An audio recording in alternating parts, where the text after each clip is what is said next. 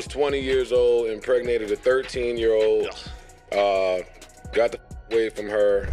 Karl Malone's legacy is, let's call it, complicated.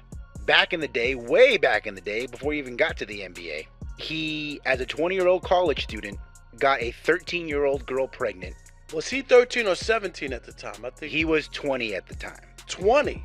The moment the clip hit the internet, it felt less like a sports discussion and more like a public reckoning. One minute, the room was talking about all-time rankings, scoring records, and the usual nostalgia that comes with old NBA debates. The next minute, the conversation had slammed into something much darker, much heavier, and way harder to walk back. That is what happens when a legend's basketball greatness collides with a crime so serious that no trophy, no statue, and no scoring title can cover it up. That is what people mean when they say Karl Malone's legacy has a death sentence hanging over it. Not a literal one, but a moral one. The kind of sentence that never goes away because the facts never go away. No doubt. Now, it must be noted that charges were never actually brought up against Karl Malone. Only eventually a paternity suit and child support payments, which he contested in court, and it was eventually resolved. For decades, the basketball world treated Karl Malone like a giant. He was one of the most durable scorers the league had ever seen. 36,928 points, 2 MVPs, 14 All-Star appearances, a Hall of Fame career. He was one of the great power forwards of all time, and nobody serious about basketball ever pretended otherwise. But the horror attached to his name has always lived in the shadows, waiting for the moment when somebody would finally say it out loud in a way the internet could not ignore. That moment came when Patrick Beverley sat down on his podcast and heard the truth in real time. It started like a normal basketball debate. Beverley was doing what he always does, talking hoops, talking legends, talking hypotheticals, and weighing all-time talent like a former player who still hears the game in his bones. When Karl Malone came up, Beverley gave a basketball answer first. He respected the game. He said Malone belonged in the top tier of all-time players. That part was easy. That part was what everybody expected. If the conversation had stayed there, it would have been another harmless legacy argument. But then the subject shifted from basketball to the part of Malone's life that has always poisoned the conversation, and that is when everything broke. And that was the All-Star game last year. The 75 best players in the history of the league. Karl Malone was on the list, was a no-show. Because he didn't want all the heat. Well, now it's in his backyard, and I guess he's agreed to do this.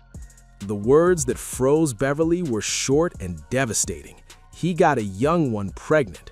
That was the sentence that emptied the room. Beverley's face changed instantly. The smile disappeared, the posture stiffened, and all that podcast confidence evaporated. He asked for a full timeout like a man trying to stop a train with his hands. He needed a moment to process what he had just heard because the information was so far beyond the usual sports banter that his brain could not catch up fast enough.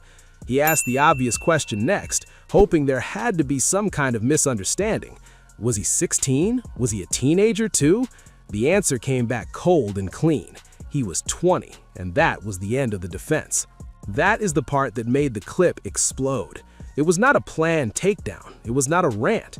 It was a human being learning in real time that one of the names he had spent a career admiring carried a history far uglier than he had ever heard.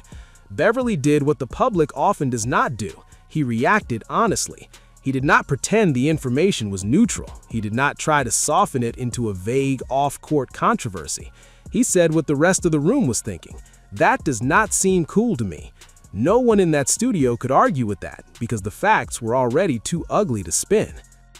I'm surprised he accepted, but I'm more surprised that the NBA invited him. And they really probably couldn't go to John Stockton because there's controversy surrounding him as well and some of the comments that he's made. Then came the second wave of reaction, and this one was even quieter, which somehow made it louder. Victor Wembanyama, one of the brightest young stars in the sport, saw the NBA account post a birthday tribute to Malone and chose silence with a blade inside it. He did not post a long thread, he did not write an essay, he simply reposted a fan response that made the disgust obvious without him ever having to explain himself. That kind of move lands differently when it comes from a young player with almost universal appeal. Wembanyama did not need to say, "I reject this." He made the repost say it for him.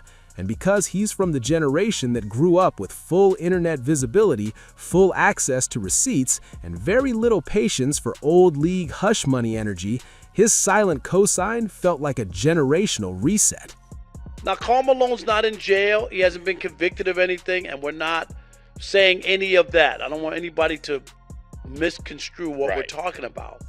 But it's about the league, and sometimes it's about the optics. And when you're a corporation, sometimes even though nobody's done or been proven to do anything wrong, that is the real story here. The older era protected these myths. The basketball machine loved Malone's points, loved the toughness, loved the rugged Utah years, loved the postseason battles with Stockton, loved the dream team history. What it did not love was the truth that sat underneath all that. Malone was 20 and impregnated a 13-year-old, court verified, DNA confirmed, legally settled. The facts have been in the public record for years, but the league has behaved as though the basketball resume could sit in a separate universe from the personal crime. That separation is exactly what this new generation is refusing to accept. And it matters that the people now reacting are not random internet commentators. Patrick Beverley is a veteran who has lived inside NBA locker rooms. Wembanyama is a franchise cornerstone and a face of the next era. Their reactions are not gossip. They are a sign that the league's silence is cracking.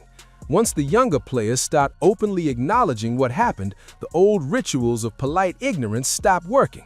You can no longer just say, "Well, he was a great player," and leave it there. The game itself starts asking harder questions. Should the NBA keep celebrating him? Should awards still bear his name? Should birthday tributes still be routine? Should old statues keep standing untouched while the person at the center of them has never fully answered for what he did? From people like, I can't believe that he's sitting out here. Like, considering what we all know about him now, and maybe he was 20 years old, and this is a long time ago, but we do know. The uncomfortable reality is that Malone's basketball accomplishments do not disappear. That is part of why this debate is so impossible.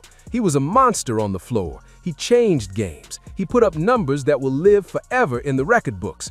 But the personal legacy is not just a footnote. It is a giant black mark that does not age out. The horrifying part is not simply that he did it. It is that he denied responsibility, fought the paternity case, avoided the kind of accountability that any ordinary person would have faced, and then moved through life for decades as if the world had decided to look away. For the people who now hear this story for the first time, the shock is not only the crime itself, it is the scale of the cover-up by omission. There is a reason Beverley's reaction connected so hard with fans. He was not speaking as a prosecutor or a talking head. He was speaking like a guy who had never been told the full story. And that is the part that makes the NBA look so bad. How many current players, former players, broadcasters, and executives have been around this man's basketball image for years without ever being forced to confront the full reality?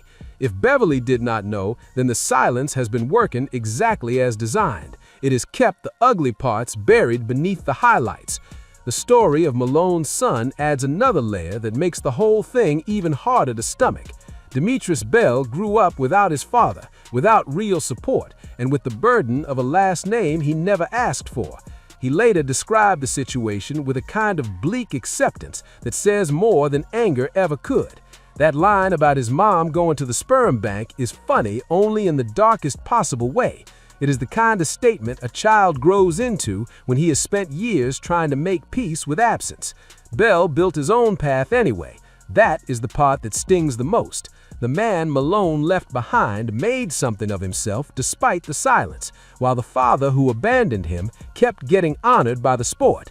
That is why the reaction from legends and younger stars feels like more than outrage. It feels like a refusal to keep rewarding the split between on-court excellence and off-court horror. The death sentence people talk about is not about Malone being canceled in the social media sense. It is about his image being sentenced by the facts. No amount of points can scrub away what happened to that 13-year-old girl. No amount of old highlight reels can erase the paternity fight, the denial, the silence, or the way the league kept finding ways to celebrate him anyway. And this is where the basketball world finally has to decide what matters more. If you only care about the game, then Malone will always have a place in the all-time conversation. That part is unavoidable. But if you care about who gets elevated and why, then the conversation changes fast. Because a league that knows the truth and still treats him as harmless is making a choice. It is choosing nostalgia over accountability. It is choosing comfort over honesty. It is choosing to protect the legend even when the legend has been stained beyond repair. That is why these reactions landed so hard. Beverley's podcast moment was not just a reaction clip, it was a public unmasking.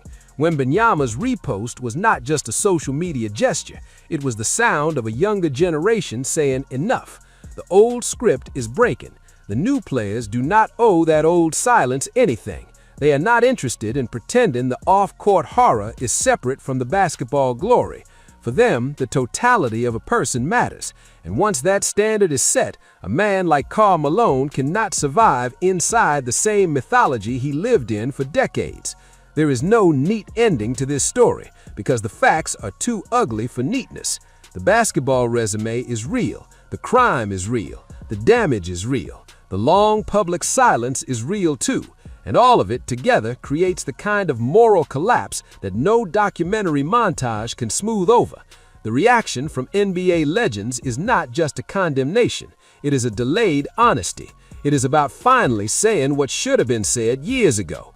Karl Malone's basketball legacy may never vanish from the record books, but the story around it has changed forever. Every tribute now comes with a shadow. Every highlight comes with a reminder. Every celebration brings the same question back into the room. How long did the league plan to keep looking away? And why did it take this long for the people inside the sport to say the obvious out loud? That is why this one hit so hard. Not because fans learned Malone was a great player. We already knew that. It hit because the basketball world is finally treating his off-court history with the seriousness it always deserved. And once that door opens, it never really closes again. Share your thoughts on it.